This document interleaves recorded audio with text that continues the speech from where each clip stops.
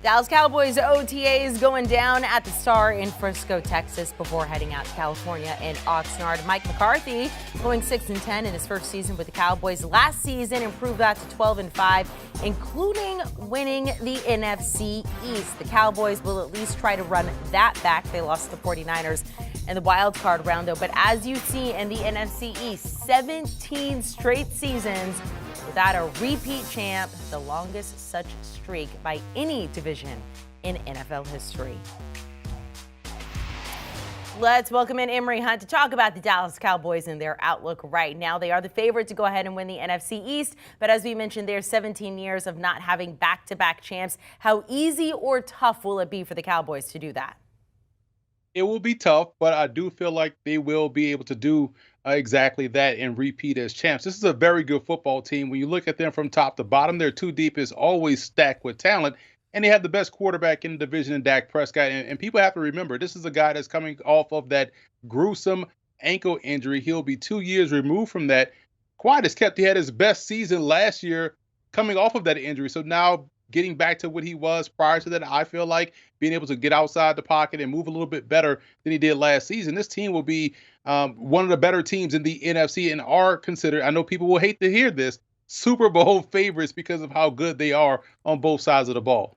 Yeah, not a lot of people agree with you. Some will. Cowboys fans will be happy to hear it. Let's talk about if the Cowboys took a step back. Obviously, you don't think so. Dak Prescott agrees with you. No more Amari Cooper, no more Randy Gregory, no more Connor Williams, Cedric Wilson, among others. So Dak Prescott defending his team, saying this to The Athletic. He said, quote, "We know what we have in this locker room and we know what it can be. Talent is one thing, but if you don't fulfill it, it really doesn't mean anything. It doesn't really mean anything.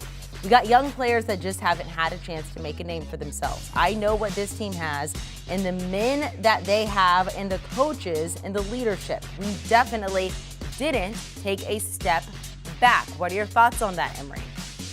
Completely agree, and I'll add some caveats in there. You talk about Connor Williams. Some may have viewed him as a liability, so I feel like they improved in that area with Tyler Smith. They drafted him out of Tulsa. Some people may say La'el Collins leaving is a huge gaping hole on the right side. Well, they had Terrence Steele, who's quietly gotten better every season he's been with the Cowboys. Randy Gregory was a good player, but how often are we talking about whether or not Randy Gregory will be out there on the field? So I feel like that's a wash. Plus, you get Lawrence back up front. You have some more talent you bring in. You signed some defensive ends. You drafted one of Sam Williams out of Ole Miss. So for me, they got better by staying pat and maybe trimming some of the fat off the roster. And as long as number 4 is back there under center, he gives them more than enough chances to win games. And I feel like that's the biggest key. As long as he's there and some of the pieces that they've added or drafted that have gotten better, they're going to plug and play and move forward. So let me ask you that. What is their best offseason move? Who helps them the most? It's off the radar, but I feel like James Washington was a sneaky underrated move.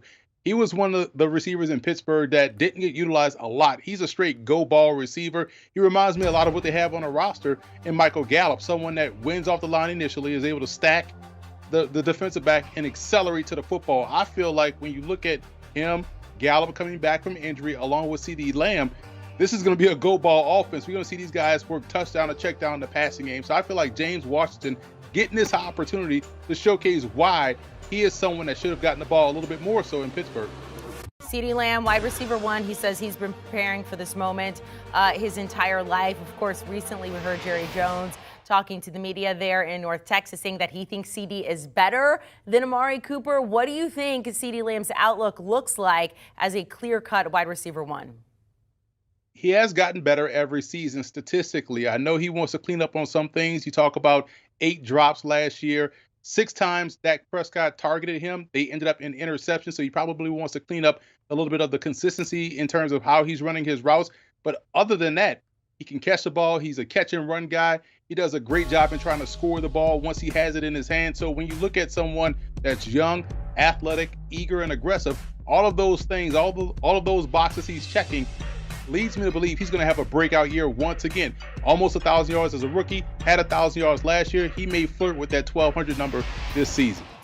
Micah Parsons, I want you to make the case, and I know Cowboys fans will love this, for Defensive Player of the Year. So last year went to TJ Watt, got 42 votes. Micah Parsons got 5. Aaron Donald got 3. Make the case for Micah Parsons to win it this season.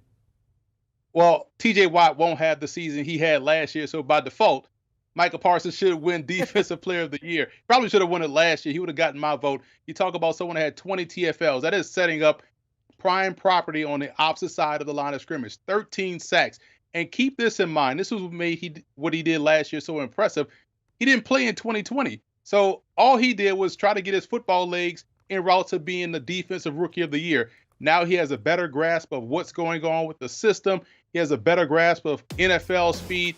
He knows the playbook. He understands what has to happen, and he's going to be counted on. He's someone that is embracing the challenge. And I think he's going to smash those numbers he had last season. So, yeah, if he does that, even if he plays like he did last season, he could win it. But I feel like he's going to supersede those numbers and do a great job in winning Defensive Player of the Year. Hopefully, I made the case. Dive into that a little more. What makes him so lethal? Because when you look at him, you think, okay, this is an inside linebacker, but it blew everybody's mind last year when they lined him up on the edge and had him rush as a defensive end. He was dipping under offensive tackles and accelerating flat to the quarterback. So when you have someone that can essentially fill three roles, an inside backer playing your tackle-to-tackle game, your outside backer being able to cover tight ends and backs and drift in zone coverage and make plays on the ball like he did, or a defensive end that could put his hand in the dirt and get after the quarterback better than some defensive ends that have been doing it their whole football career. So he is a 3-in-1 player, a special talent, and he's just scratching the surface. Okay, so far you're upgrading basically the entire Cowboys team. You're upgrading CeeDee Lamb and Micah Parsons. Let's talk about Trayvon Diggs there. 11 interceptions last season. Can he sustain that same success after the incredible season we saw last year? You know, that's a great question, Amanda. And, you know, because I'm such a master of linguistics, here's the thing. Sustain is a tricky word because that means he's going to be able to get 11 interceptions, you know, every year. That's a lot of luck. I would say no on that front. But in terms of getting better, absolutely. You talk about someone that has gotten better in terms of playing the football. 14 PBUs as a rookie, 20 last year. I think that number shows you he's getting better in that regard. Where he can improve and really elevate his game is being better in coverage. Because a lot of those interceptions, we tend to focus on that. We focus on the pick six. But if you go back and watch the film, you'll see he's giving up a lot of yards and the quarterback's just not going his way. If he can improve in that area and become a true lockdown corner, I think the sky's the limit. He may even flirt with Defensive Player of the Year if he's able to improve in coverage while also being able to get that interception luck that we like to see. Dallas Cowboys are tied with the Commanders for the easiest schedule in the NFL next season. Is there a particular part, if you had to pick one, that's a stretch in their schedule that you're like, you know, this is a little questionable right here. I'm a little nervous. What part would it be? I would say weeks 10 through 13 because you have some NFC Titans in there. And you have one NFC Titan in there in Green Bay. You have a team that's pesky in Minnesota. You also have the Giants thrown in as the fly in the ointment because you play them before you play the Indianapolis Colts, who should be a favorite in the AFC South. So that's going to be a key stretch of games for the Cowboys. They can't lay an egg in that regard. Otherwise, they could either lose home field advantage or find themselves not winning the division. So I think that's going to be the crucial stretch of games for Dallas this season. Emery, we appreciate it. I know Cowboys fans love you because you're pumping them up with everything they need to hear, even though, you know, they're like, show me something. I actually got to see it this season. We'll talk to you soon, Emery. Thanks so much. The Cowboys are the favorite to win the NFC East there. You take a look at some of their notable odds over under 10.5 wins. I know a couple of our guys have taken the over there. Make the playoffs minus 280. Of course, they lost to the 49ers in the wild card round, but I will mention they are plus 115 there to win the division, closely followed by the Eagles at plus 185. Do you want a sports network that delivers everything that matters about the game? The highlights, the picks, the instant analysis, no yelling, no fake debates, no politics. Hit the subscribe button and never miss a moment.